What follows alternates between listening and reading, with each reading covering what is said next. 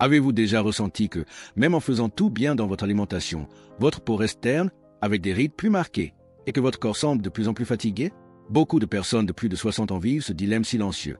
Elles font des efforts pour mieux manger, pour rester actives, mais ne voient pas de résultats dans le miroir ni dans leur énergie. Cela génère frustration, insécurité et ce doute gênant. Est-ce que je vieillis trop vite? Depuis notre enfance, on nous a appris que les légumes sont synonymes de santé. On nous a enseigné à manger plus de salades, plus de légumes, plus d'aliments naturels. Et oui, c'est important, mais est-ce que cela vaut de la même façon pour tous les âges? Peu de gens parlent de la façon dont notre corps change après 50, 60 ans. Ce qui faisait du bien avant peut aujourd'hui provoquer de l'inconfort. Des aliments qui semblaient inoffensifs peuvent causer des inflammations silencieuses, nuire à la digestion, affecter la fermeté de la peau et même notre énergie. Peut-être mangez-vous quelque chose chaque jour qui, sans que vous le réalisiez, accélère le vieillissement de votre peau et de vos articulations. Et le plus surprenant, ces aliments ont une image de sain, léger, naturel. Mais ils cachent des composés qui, pour un organisme plus sensible comme le vôtre, peuvent faire plus de mal que de bien. Dans cette vidéo, je veux vous inviter à regarder de plus près ce qui se trouve dans votre assiette. Ce n'est pas pour avoir peur de la nourriture, c'est pour apprendre à écouter votre corps avec bienveillance, avec sagesse. Parce qu'après 60 ans, notre organisme a besoin de choix plus délicats, plus adaptés à notre réalité. Et quand on fait cela, les résultats apparaissent. La peau s'améliore, le gonflement diminue, l'énergie revient. Découvrons ensemble quels sont ces 3 légumes si communs qui pourraient vous vieillir de l'intérieur et de l'extérieur. Et ce que vous pouvez faire, avec de petits changements, pour retrouver la fermeté de la peau, la légèreté du corps et l'éclat du regard. Parce que oui, avec l'aide de Dieu, il est possible de rajeunir, en commençant par votre alimentation. Beaucoup de gens sont surpris quand ils découvrent cela. Des aliments comme l'aubergine, la pomme de terre et le poivron, si présents sur les tables familiales, peuvent être liés à une augmentation des inflammations dans le corps, des douleurs articulaires et même à l'accélération du vieillissement de la peau. La raison? Ils contiennent un composé appelé solanine, qui, bien que naturel, peut être agressif pour ceux qui ont une sensibilité ou un système digestif plus délicat, surtout après 60 ans. Vous vous demandez peut-être, mais j'ai toujours mangé des pommes de terre et je n'ai jamais eu de problème. Oui, c'est courant. Le corps, quand il est plus jeune, gère mieux les substances qui causent une légère inflammation. Mais avec le temps, la capacité de régénération diminue, la sensibilité augmente et l'impact silencieux de ces aliments commence à se manifester. Soudain, cette douleur au genou, ce gonflement des doigts, cette fatigue étrange en fin de journée, tout cela peut être alimenté, littéralement, par des choix qui semblaient auparavant inoffensifs. La peau ressent aussi. Les inflammations internes constantes affectent le collagène, réduisent l'élasticité de la peau et approfondissent les rides d'expression. Cet aspect fatigué, le visage plus flétri, les cernes qui ne s'améliorent pas, peut avoir plus à voir avec votre alimentation que vous ne l'imaginez. Et le plus curieux, parfois, nous faisons des efforts pour mieux manger, mais sans le savoir, nous renforçons ce qui nous fait du mal. Il y a un moyen simple de tester cela. Pendant 7 jours, essayez d'éliminer ces légumes de votre alimentation, aubergines, pommes de terre et poivrons. Juste une semaine. Observez comment vous vous sentez. Sentez votre corps, regardez-vous dans le miroir, notez votre énergie. Certaines personnes remarquent des changements surprenants, moins de douleur, moins de gonflement, plus de légèreté. Ce n'est pas une règle stricte, ni une interdiction. C'est une invitation à écouter le corps. Parce qu'au fil des années, ce qui rajeunit vraiment n'est pas seulement les crèmes ou les traitements coûteux. C'est la façon dont nous mangeons, comment nous respectons les signaux que le corps nous envoie. Parfois, retirer ce qui fait du mal est aussi puissant qu'ajouter quelque chose de nouveau. Et cela peut être le premier pas vers un vieillissement avec plus de santé, de fermeté et de tranquillité. Toute la vie, on nous a dit que la salade crue est synonyme de santé. Mais après 60 ans, cette vérité mérite un nouveau regard. Parce que le système digestif ne fonctionne plus avec la même efficacité qu'avant. L'estomac produit moins d'acide, l'intestin est plus lent et l'absorption des nutriments peut être affectée. Dans ce contexte, un excès de légumes crus peut être plus un obstacle qu'une aide. Quand une personne âgée mange beaucoup de salade crue, même avec les meilleures intentions, elle peut finir par ressentir de l'inconfort. Gaz, ballonnement, sensation de lourdeur, constipation ou même diarrhée. Et pire encore, même en mangeant bien, le corps ne parvient pas à absorber tous les nutriments disponibles. Résultat, la peau souffre, elle devient terne, perd sa fermeté, accumule des toxines qui auraient dû être éliminées. Dans de nombreuses cultures traditionnelles, comme au Japon, la sagesse alimentaire s'adapte à l'âge. Il est courant de voir des personnes âgées consommer des légumes légèrement cuits, à la vapeur ou sauter rapidement, juste assez pour casser les fibres les plus dures sans perdre la valeur nutritive. Cela facilite la digestion, réduit l'inflammation intestinale et améliore l'absorption des vitamines essentielles à la régénération de la peau et au renforcement des articulations. Ce léger changement d'habitude peut transformer votre relation avec la nourriture. Il n'est pas nécessaire de renoncer à la fraîcheur ni à la légèreté. Il est possible de continuer à manger des salades, mais d'une manière plus douce pour votre corps. Par exemple, inclure de la courgette sautée, des carottes à la vapeur, des feuilles légèrement passées à la poêle avec un filet d'huile d'olive. La chaleur adoucie facilite la mastication, apporte du confort à l'intestin. Et tout cela se reflète sur le visage, la vitalité, la qualité du sommeil. Bien manger ne signifie pas seulement choisir des aliments sains. Cela signifie aussi les préparer de façon à ce que votre corps puisse recevoir le meilleur d'eux. Et, en faisant cela, vous ne soignez pas seulement votre digestion. Vous nourrissez votre peau, votre énergie et votre espoir de vieillir avec plus de bien-être, de douceur et de confiance. À première vue, les épinards, la betterave et la blette semblent des choix parfaits pour ceux qui cherchent la santé. Ils sont colorés, naturels, riches en nutriments. Mais derrière cette image saine, il y a un détail peu connu. Ces légumes ont de fortes concentrations d'oxalates, des substances qui, en excès, peuvent être nuisibles à l'organisme, surtout chez les personnes de plus de 60 ans. L'oxalate se lie au calcium dans le corps, empêchant son absorption. Avec le temps, cela peut affaiblir les os, compliquer la fixation du collagène et même favoriser la formation de calculs rénaux. Et quand le collagène est affecté, la peau perd sa fermeté, les rides s'approfondissent et la sensation de vieillissement s'intensifie. Ce processus est lent, silencieux, mais ces signes sont visibles: articulations plus fragiles, peau plus fine, fatigue constante. Il ne s'agit pas d'exclure complètement ces aliments, mais il est important de comprendre que la manière de les préparer peut faire toute la différence. La cuisson consciente, par exemple, est une technique simple et efficace. En faisant bouillir ces légumes et en jetant l'eau de cuisson, une grande partie des oxalates est éliminée. Ainsi, le corps reçoit les bienfaits de ces aliments sans accumuler ce qui fait du mal.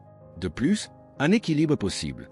Il est possible d'alterner la consommation de ces légumes avec d'autres qui contiennent moins d'oxalates, comme la citrouille, la carotte, les haricots verts ou le chayote. Ce sont des aliments qui offrent fibres, vitamines et couleurs dans l'assiette, sans surcharger l'organisme avec des composés inflammatoires. Beaucoup de gens passent leur vie à croire que bien manger, c'est juste choisir des aliments naturels. Mais avec le temps, on apprend que la sagesse réside aussi dans la façon dont ces aliments sont préparés et dans la façon dont notre corps les reçoit. En faisant attention à ces détails, vous donnez à votre corps la chance de se renouveler, de se renforcer et de continuer à avancer avec légèreté, fermeté et foi. Parce qu'il n'est jamais trop tard pour prendre soin de soi avec plus d'amour et de conscience. Il existe un type de vieillissement qui se produit lentement, à l'intérieur, sans faire de bruit. Un processus qui ne se voit pas immédiatement, mais qui avec le temps se révèle dans le miroir. Peau plus flasque, joues marquées, yeux plus enfoncés, expression fatiguée. Souvent, ces signes ne viennent pas seulement de l'âge, mais d'un état constant d'inflammation silencieuse causée par des choix alimentaires qui ne correspondent plus à votre corps. De l'extérieur, cela peut sembler juste de la fatigue. Mais à l'intérieur, le corps se bat. Il lutte contre les radicaux libres, contre la glycation, un processus où l'excès de sucre endommage les fibres de collagène et contre des substances inflammatoires qui, petit à petit, éteignent l'éclat de la peau, la fermeté des muscles du visage et l'énergie du regard. Ce n'est pas quelque chose qui apparaît du jour au lendemain. C'est cumulatif, et c'est pour cela que souvent cela passe inaperçu. L'alimentation joue un rôle profond dans ce processus. Elle peut être la clé pour renouveler ou pour surcharger. Ce que nous mangeons chaque jour construit ou affaiblit la structure de notre peau, la santé de nos tissus, la qualité de notre régénération cellulaire. Un plat plein d'aliments inflammatoires n'est pas seulement lourd pour l'estomac. Il pèse aussi sur le visage, les mains, les genoux. Et le corps tente de compenser. Mais après un certain âge, il demande de l'aide. C'est à ce moment-là qu'il faut changer de regard. Voir la peau non pas comme quelque chose de séparé, mais comme un miroir de ce qui se passe à l'intérieur de nous. Quand l'intestin est enflammé, quand le foie est surchargé, quand les tissus ne reçoivent pas les bons nutriments, cela se reflète dans l'expression. La beauté, après 60 ans, naît de la santé. Et la santé commence par la bouche, par les choix que nous faisons, par la bienveillance que nous offrons à notre corps à chaque repas. Il ne s'agit pas de vanité.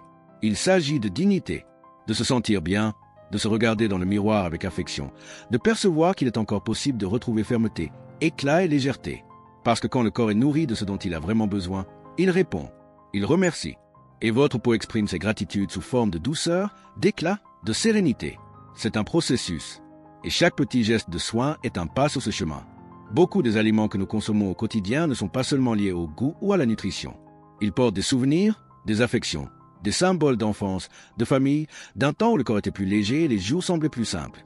Parfois, ce légume que vous incluez souvent dans vos repas, comme une pomme de terre bien cuite ou une betterave en conserve, est plus lié au confort émotionnel qu'à votre réel besoin physique.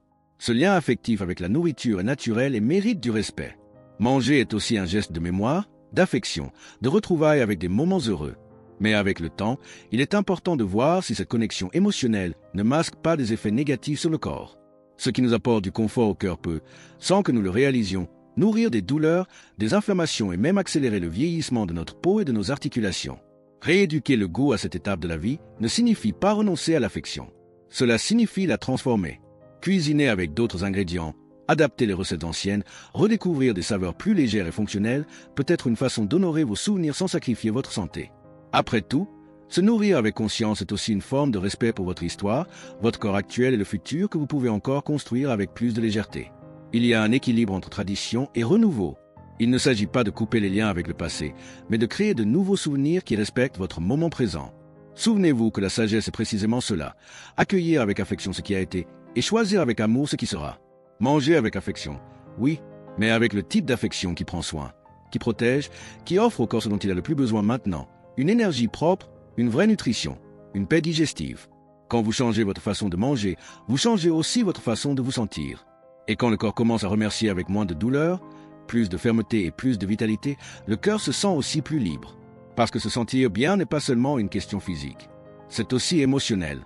Et chaque cuillerée qui respecte votre santé est une forme d'amour-propre qui s'exprime dans tous les aspects de votre vie.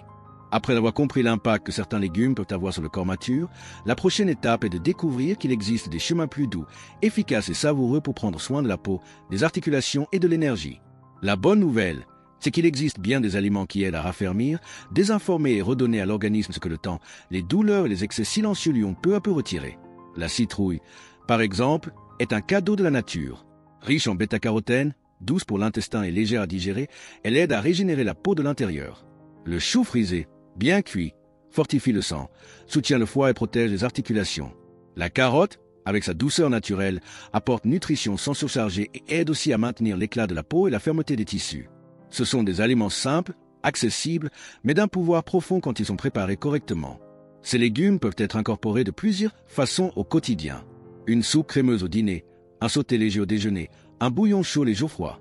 La technique des bouillons régénérateurs est l'une des plus efficaces pour les femmes de plus de 60 ans. Cuisson longue, avec des épices naturelles, des légumes bien choisis et une touche d'huile d'olive ou d'air fraîche. Ce sont de vrais câlins pour l'estomac qui apaisent, nourrissent et transforment. Plus que des recettes, ces plats portent une symbolique.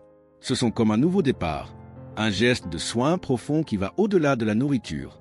Ils réchauffent, réconfortent et en même temps nettoient, renforcent, rajeunissent. Pas par miracle, mais par cohérence avec ce dont le corps a vraiment besoin. Légèreté, nutrition, douceur.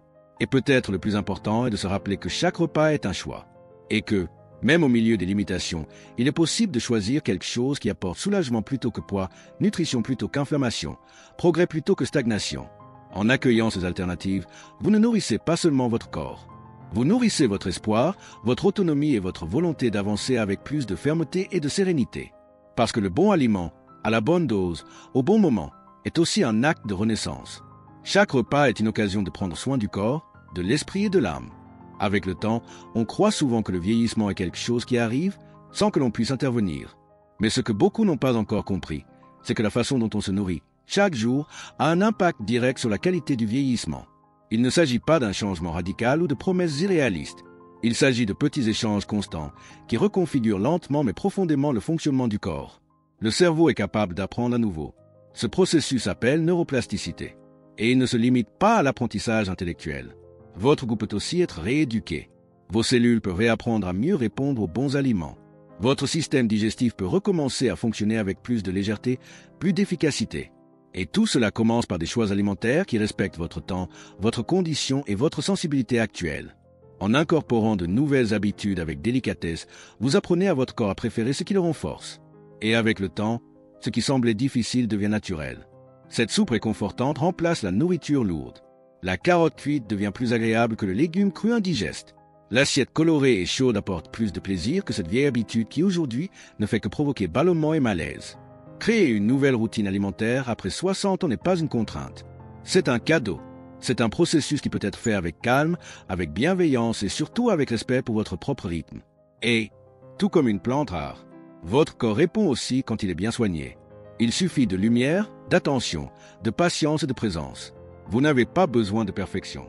Vous avez besoin de constance. Vous avez besoin d'aliments qui accueillent vos douleurs, qui offrent un véritable soutien et qui apportent un vrai soulagement. Parce que la longévité ne consiste pas seulement à vivre plus longtemps. Il s'agit de vivre avec plus d'autonomie, plus de fermeté et plus de joie. Et cela commence par ce que nous mettons chaque jour dans notre assiette. Avec foi, avec amour et avec détermination. Parce que oui, il est possible de reprogrammer votre longévité à chaque cuillerée qui respecte, nourrit et fortifie. Avec le temps, nous apprenons beaucoup de choses. Nous prenons soin des familles, affrontons des défis, surmontons des douleurs. Mais il y a une sagesse que nous laissons souvent de côté, écouter son propre corps. Réapprendre à manger après 60 ans n'est pas un recul. C'est un geste profond d'amour, d'écoute, de reconnexion avec ce qui nous fait vraiment du bien. C'est reconnaître que l'âge apporte des exigences différentes, mais aussi la capacité de choisir avec plus de conscience, de calme, de vérité. Défier les habitudes anciennes n'est pas un signe de faiblesse. C'est un signe d'évolution. C'est avoir le courage de dire « ça m'a servi pendant de nombreuses années, mais maintenant mon corps a besoin de quelque chose de nouveau ». Et ce quelque chose de nouveau n'a pas besoin d'être compliqué, ni lointain. Il peut être dans une soupe simple, un légume cuit avec soin, un repas fait avec attention et foi. Regarder son alimentation avec bienveillance, c'est s'autoriser à vivre cette phase avec plus d'autonomie, plus de légèreté, plus de dignité. C'est savoir qu'il y a encore beaucoup à vivre, à ressentir, à conquérir. Et que chaque choix dans l'assiette est aussi une façon d'investir en soi-même, dans la fermeté de la peau, la santé des articulations, l'énergie du regard. Parce que le corps parle, la peau traduit et l'âme reconnaît quand elle est bien soignée. Vous méritez ce soin. Vous méritez ce nouveau départ. Et cela n'a pas besoin d'être difficile, rapide ou parfait.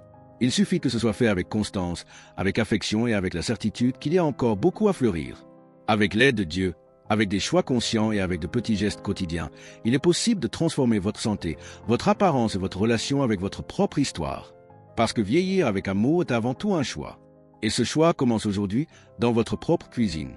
Cliquez sur la vidéo qu'il vous recommande maintenant.